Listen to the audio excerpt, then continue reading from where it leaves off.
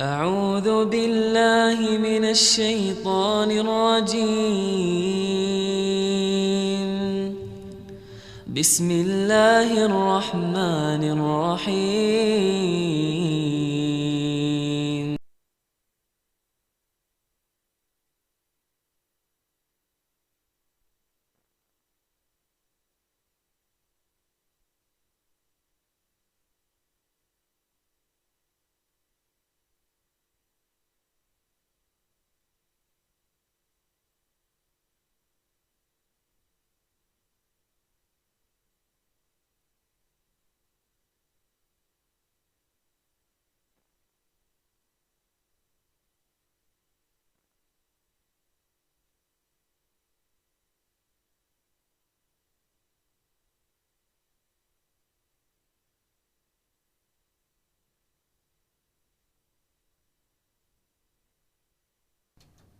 Bismillahirrahmanirrahim. Assalamualaikum warahmatullahi wabarakatuh. Alhamdulillah wassalatu wassalamu ala rasulillah wa ala alihi wa sahbihi wa man tabi'ahum bi ihsanin ila yaumiddin, amma ba'd. Kaum muslimin dan kaum muslimat pendengar Radio Syar Tauhid dimanapun Anda berada, alhamdulillah di siang hari ini kita dapat berjumpa kembali di saluran AM 67 MHz Radio Syar Tauhid.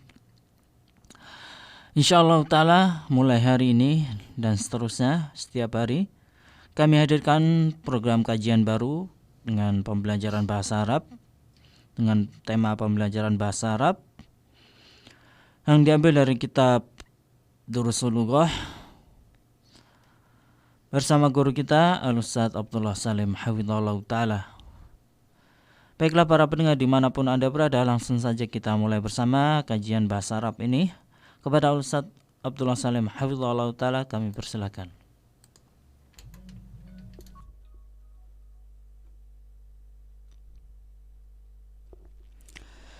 Bismillahirrahmanirrahim. Assalamualaikum warahmatullahi wabarakatuh. Innal hamdalillah nahmaduhu ta'ala wa nasta'inuhu wa nastaghfiruh wa na'udzu billahi min shururi anfusina wa min sayyiati a'malina. May yahdihillahu fala mudilla lahu wa may yudlil fala hadiya lahu. Asyhadu an la ilaha illallah wahdahu la syarika lah wa asyhadu anna Muhammadan abduhu wa rasuluh. Qala Allah ta'ala fi kitabihil karim, ya ayyuhalladzina amanu ittaqullaha haqqa tuqatih wa la tamutunna illa wa antum muslimun. Wa qala aidan, ya ayyuhan nas ittaqu rabbakum alladzi khalaqakum min nafsin wahidah wa khalaqa minha zawjaha wa batha minhuma rijalan katsiran wa nisaa'a wattaqullaha alladzi tasaaluna bihi wal arham innallaha kana 'alaykum raqiba.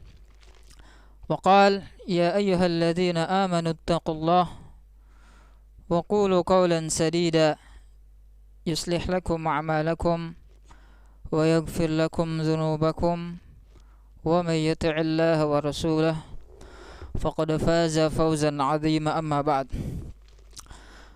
Kaum muslimin dan muslimat pendengar Syar Tauhid yang semoga Allah Subhanahu wa ta'ala senantiasa mencurahkan rahmatnya kepada kita semuanya. Alhamdulillah, senantiasa kita panjatkan puji dan syukur kita kepada Allah Subhanahu wa ta'ala. Dialah zat yang telah memberikan kepada kita begitu banyaknya nikmat yang kita rasakan sampai saat ini. Nikmatul Islam, nikmatul iman, nikmat keselamatan, nikmat kesehatan, dan masih banyak lagi nikmat yang Allah Subhanahu wa ta'ala berikan kepada kita yang sampai saat ini masih kita rasakan.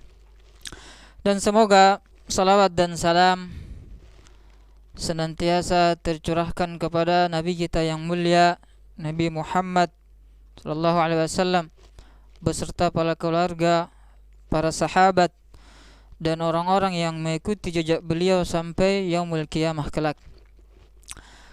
kaum muslimin dan muslimat, pendengar, pemirsa Syiar Tauhid yang semoga Allah Subhanahu wa taala senantiasa mencurahkan rahmat-Nya kepada kita semuanya.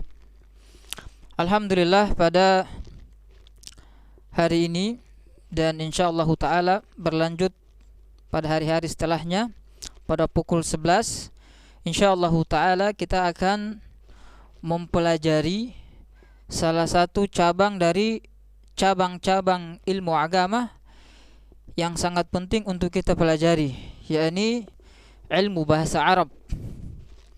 Naam. Bahasa Arab ini merupakan salah satu ilmu yang sangat penting untuk dipelajari bagi kita semuanya, baik muslimin ataupun muslimah. Ya. Kenapa? Karena bahasa Arab ya ini terdapat padanya keutamaan yang sangat banyak. Suatu ilmu kita ketahui besarnya keutamaan yang ada pada ilmu tersebut, pentingnya untuk mempelajari ilmu tersebut itu dilihat dari keutamaan dari apa yang dipelajari. Ya, sebagaimana apa? Sebagaimana ilmu tauhid. Kita ketahui bersama bahwasanya ilmu tauhid, ilmu akidah ini merupakan ilmu yang paling penting, yang paling utama untuk dipelajari oleh setiap kita. Kenapa? Karena di dalamnya ada manfaat yang sangat besar. Ada manfaat yang sangat banyak yang bisa kita dapatkan ketika kita mempelajari ilmu tauhid tersebut. Yang mana kita ketahui bersama bahwasanya apa? Bahwasanya di dalam ilmu tauhid itu dipelajari tentang ilmu tentang kebesaran, tentang keagungan Allah Subhanahu wa taala. Ya, makanya mempelajari tauhid itu merupakan perkara yang sangat penting. Begitu pula apa? Begitu pula dalam mempelajari bahasa Arab. Ya. Dalam mempelajari bahasa Arab ini padanya terdapat keutamaan yang sangat banyak. Ya, oleh karenanya banyak dari para ulama yang mereka itu menyebutkan sekian banyak manfaat keutamaan bagi seseorang yang akan ia dapatkan ketika ia bisa memahami bahasa Arab. Ya, kita sebutkan 3 keutamaan yang sangat penting, yang sangat mulia yang akan didapatkan seseorang ketika dia bisa memahami bahasa Arab. Ya, di sana banyak keutamaan yang disebutkan para ulama, tapi 3 keutamaan ini saja itu sudah cukup bagi kita untuk apa? Untuk lebih bersemangat lagi dalam mempelajari bahasa Arab. Ya, apa 3 keutamaan tersebut?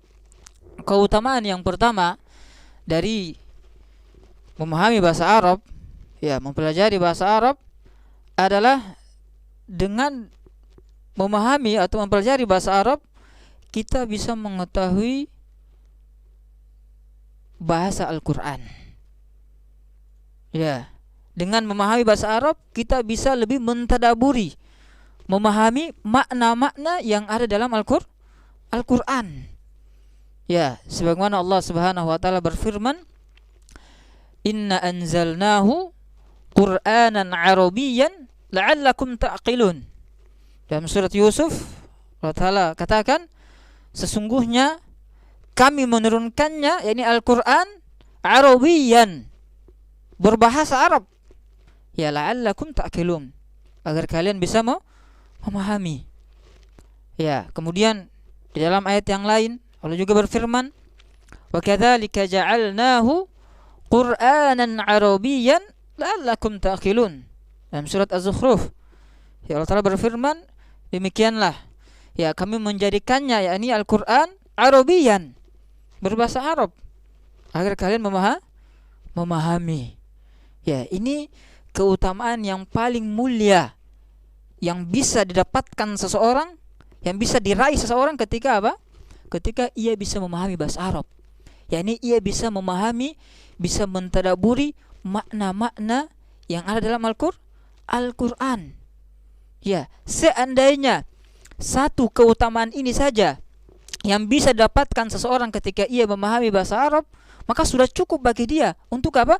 Untuk lebih bersemangat lagi dalam apa? Dalam mempelajari bahasa Arab. Satu keutamaan, satu manfaat ini saja itu sudah cukup bagi seorang untuk apa?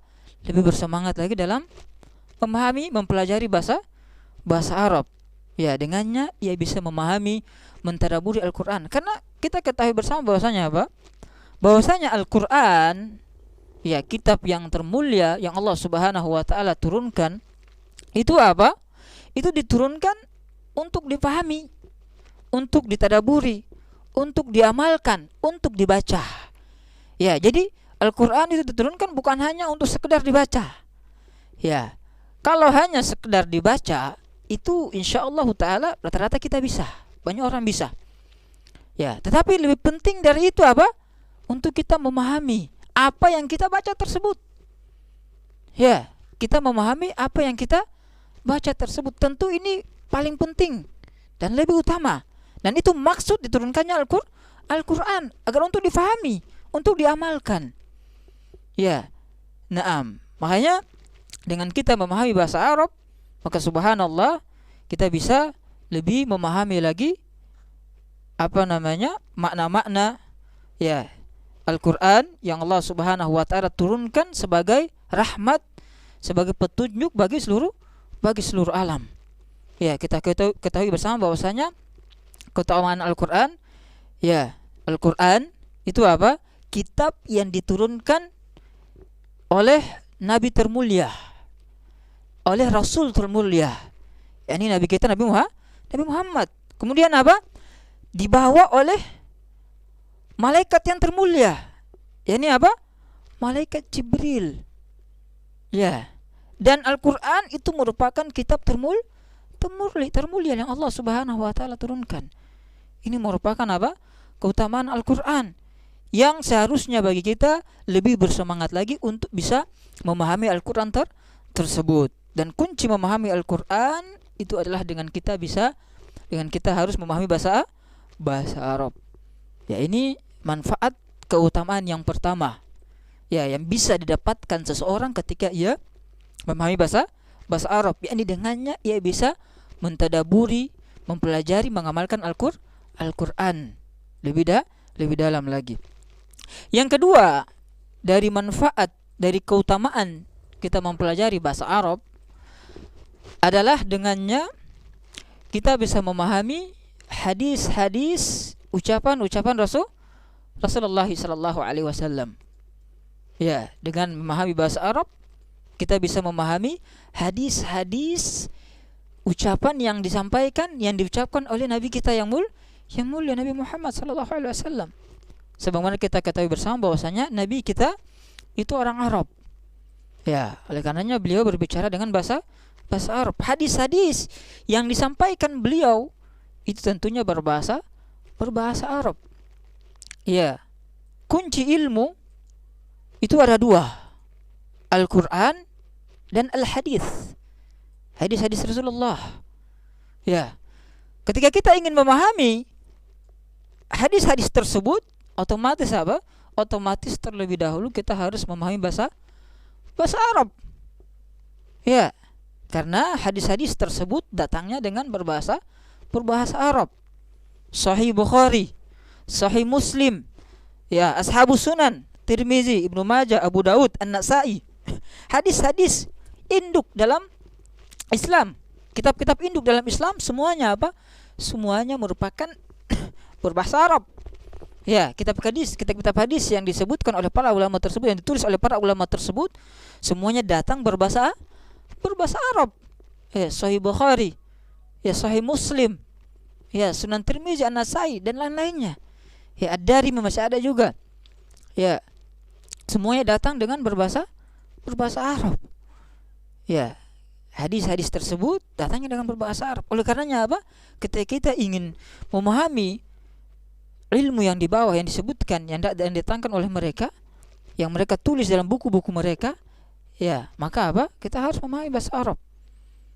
Ya, dalam Sahih Bukhari itu hadis-hadis yang disebutkan oleh Rasulullah SAW, hadis-hadis sahih yang disebutkan oleh Al-Imam Al-Bukhari. Ya, semuanya Bapak datang berbahasa Arab. Ya, makanya apa? ketika kita ingin memahami ilmu-ilmu tersebut, kita ingin memahami hadis-hadis Rasulullah yang disampaikan oleh beliau, maka terlebih dahulu kita harus memahami bahasa Arab. Ya, ini keutamaan yang kedua. Ya, dengan kita mempelajari bahasa Arab, maka apa? Maka dengannya kita bisa memahami hadis-hadis yang disampaikan oleh Nabi kita yang mulia, Nabi Muhammad sallallahu alaihi wasallam. Kemudian keutamaan yang terakhir atau keutamaan yang ketiga yang bisa kita dapatkan ketika kita memahami bahasa Arab adalah dengannya kita bisa memahami perkataan-perkataan para ulama.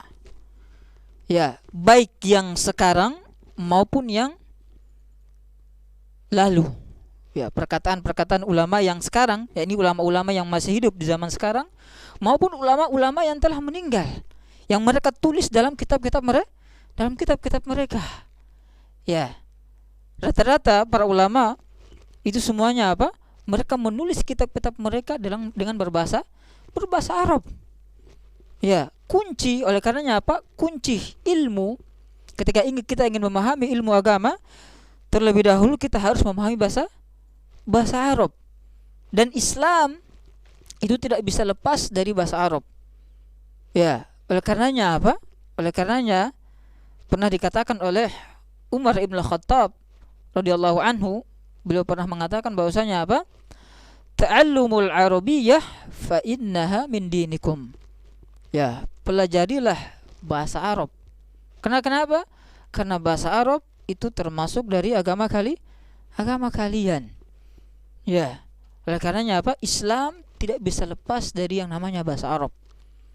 Ya, kita subhanallah dalam sehari semalam saja itu selalu apa? Berzikir dengan apa? Lafaz-lafaz Arab. Ya, ketika apa? Kita ingin makan, bahasa Arab. Masuk masjid, bahasa Arab. Keluar masjid, bahasa Arab. Masuk rumah, bahasa Arab. Keluar rumah, bahasa Arab. Ya. Naam, tidak bisa lepas seorang muslim dengan yang namanya bahasa Arab. Zikir-zikir yang kita baca sehari-hari semuanya berbahasa Arab. Ya. Dan para ulama, ya, itu apa? Ketika mereka menyampaikan ilmu, itu semuanya dengan berbahasa Arab. Ya, kita lihat di Indonesia saja itu sering apa? Datang para ulama dari luar. Ya. Ada yang datang dari Saudi Arabia atau dari Yaman atau bahkan dari Mesir. Ya, itu ketika mereka datang ke Indonesia, mereka menyampaikan muhadarah, mereka menyampaikan ta'lim, itu tentunya apa? Mereka ketika menyampaikan itu apa? Mereka menyampaikan dengan berbahasa Arab, bilughatil arabiyyah. Ya, ketika kita ingin memahami perkataan mereka, ya otomatis apa? Otomatis tentunya kita harus memahami bahasa Arab. Ya, memang terkadang ketika mereka mengisi muhadarah, ya, itu ada yang menerjemahkan. Tetapi tentunya itu tidak semua muhadarah, taklim yang mereka isi itu dengan diterjemahkan. Tentu tidak. Ya, terkadang ada muhadarah yang ketika mereka menyampaikan itu tidak menggunakan terjemahan.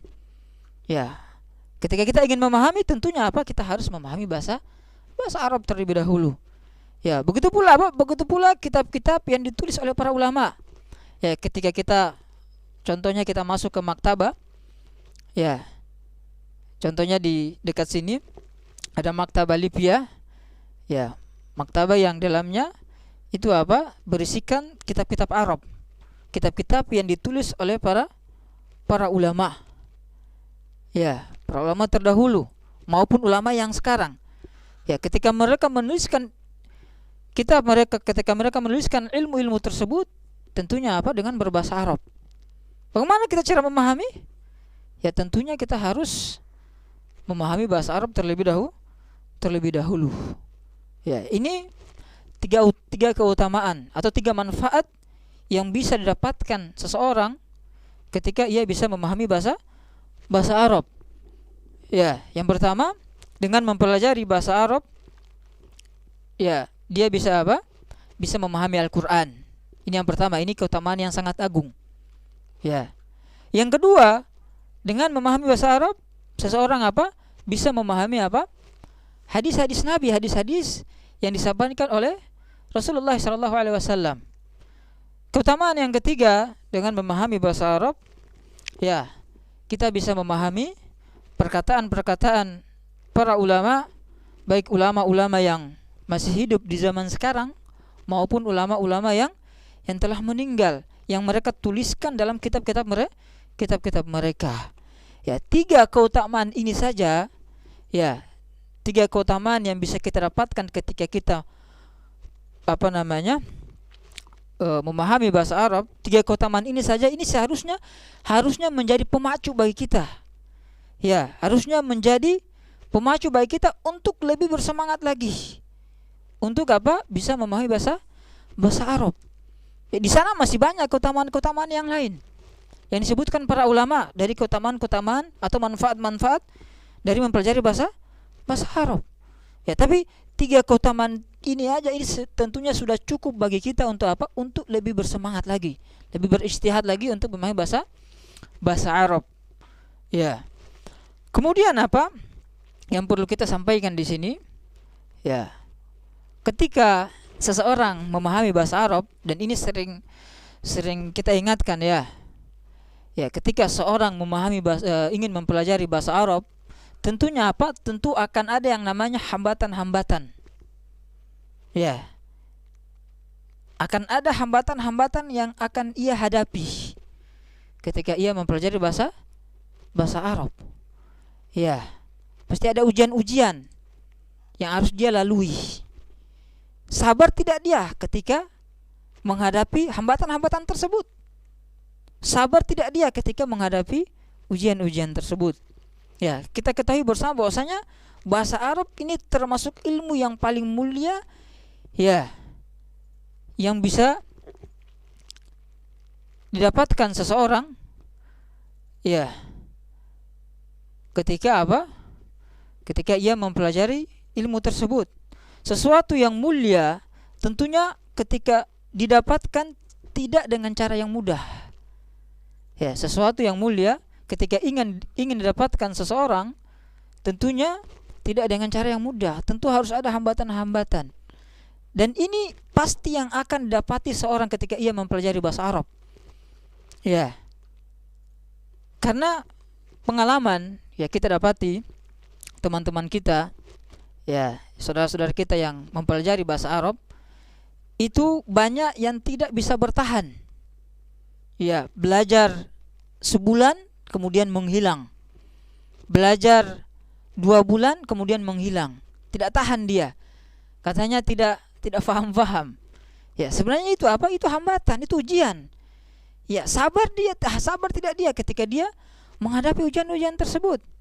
Ya, kita lihat ada ulama terdahulu. Ya, nama beliau Al-Kisai. Subhanallah.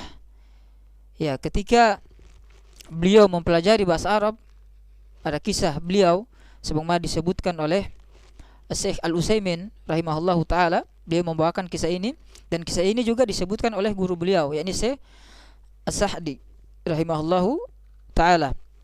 Ya, beliau sebutkan bahwasanya dahulu ada ulama, ya, ini Al-Imam Al-Kisai.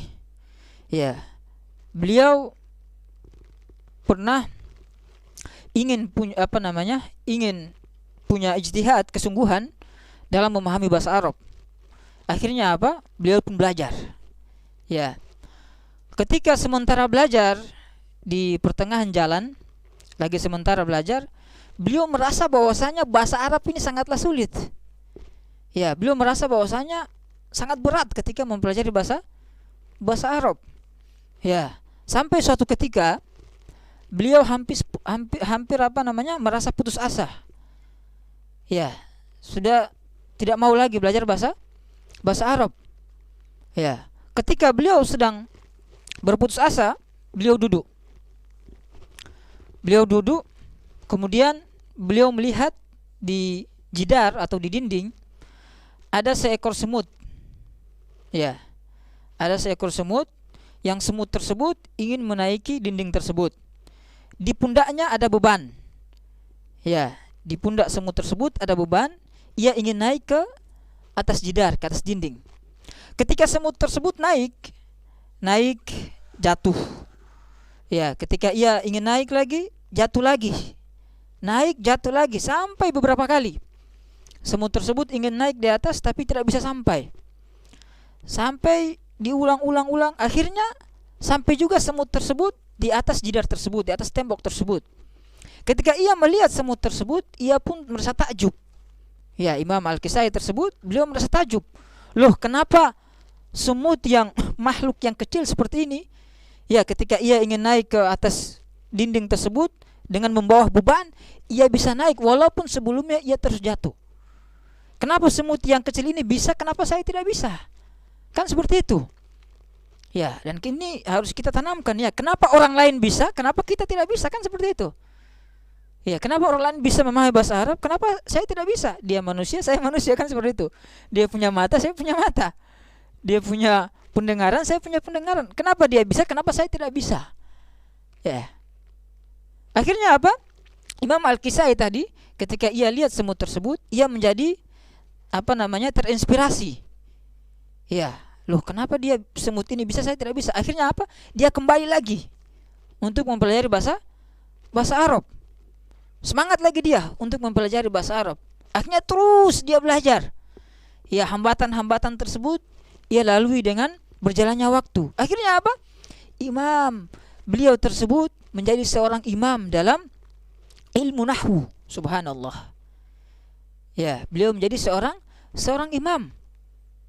Ya, dalam ilmu nahwu. Kalau kita belajar ilmu nahwu, tentunya kita akan mendapati ulama yang mumpuni di bidang tersebut adalah salah satunya Imam Al-Kisai.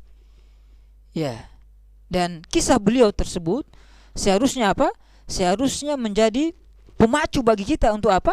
Untuk lebih bersemangat lagi. Yang dahulunya beliau tidak bisa bahasa Arab, beliau belajar, beliau hadapi hambatan-hambatan. Akhirnya apa?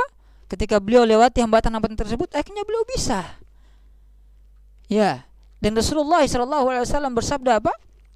Ihris ala ma yanfa'uk wasta'in billah wala ta'jaz. Ya, ini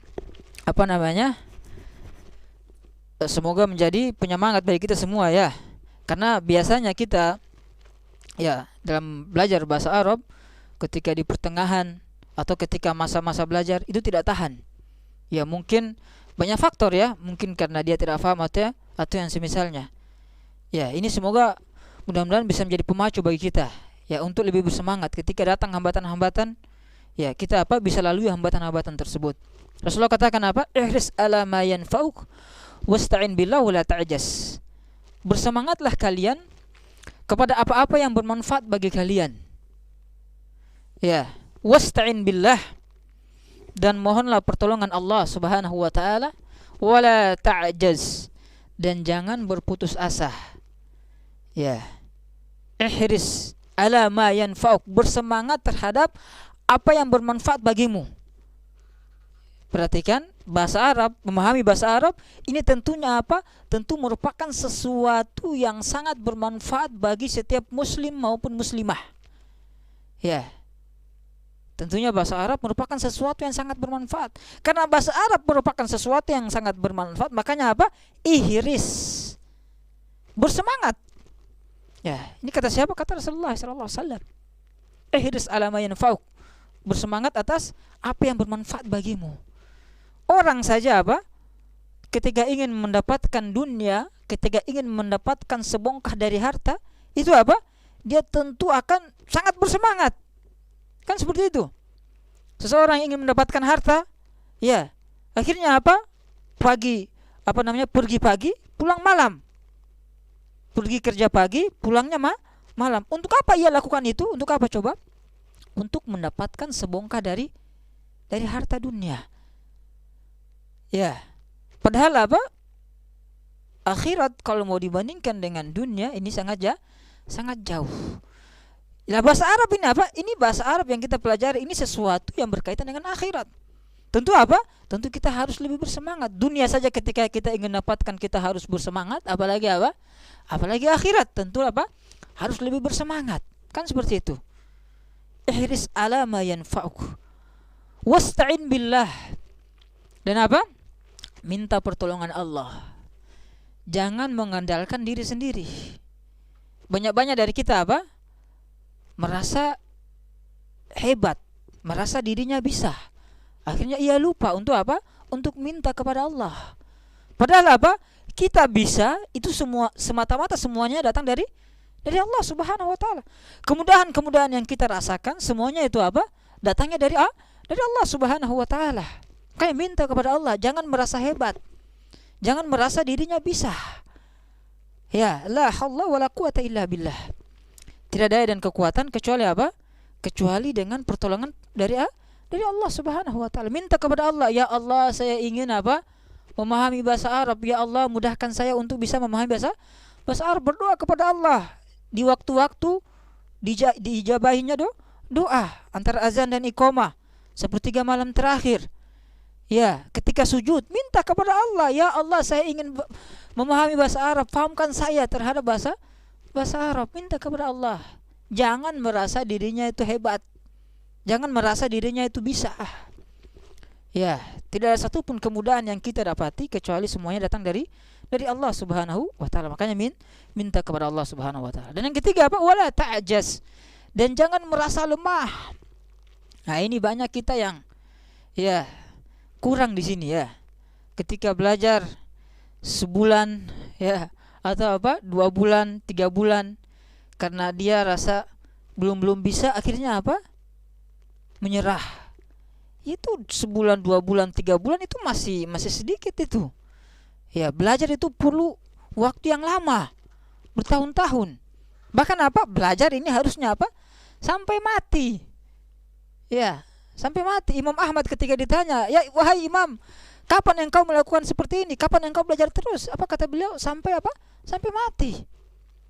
Ya, sampai dimasukkan ke dalam liang lahat, kan seperti itu. Ya namanya belajar seperti itu. Begitu pula belajar ilmu apapun itu ya.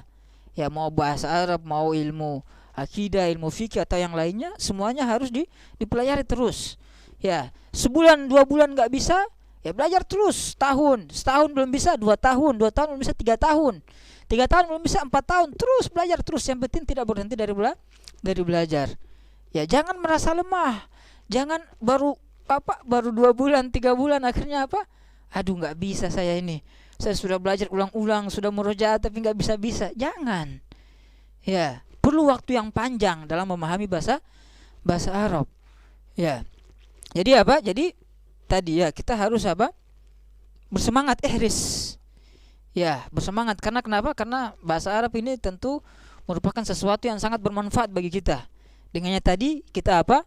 Bisa memahami Al-Quran. Dengannya tadi kita bisa memahami hadis-hadis. Dengannya tadi kita bisa apa? Bisa memahami kalam para ulama. Baik kalam ulama yang berbicara ataupun kalam ulama yang mereka tulis dalam kitab-kitab mereka. Ya, tentu ini sesuatu yang sangat bermanfaat. Ya, bahasa Arab ini sesuatu yang sangat bermanfaat. Yang kedua apa? Minta pertolongan Allah Subhanahu wa taala. Jangan merasa hebat, jangan merasa bisa.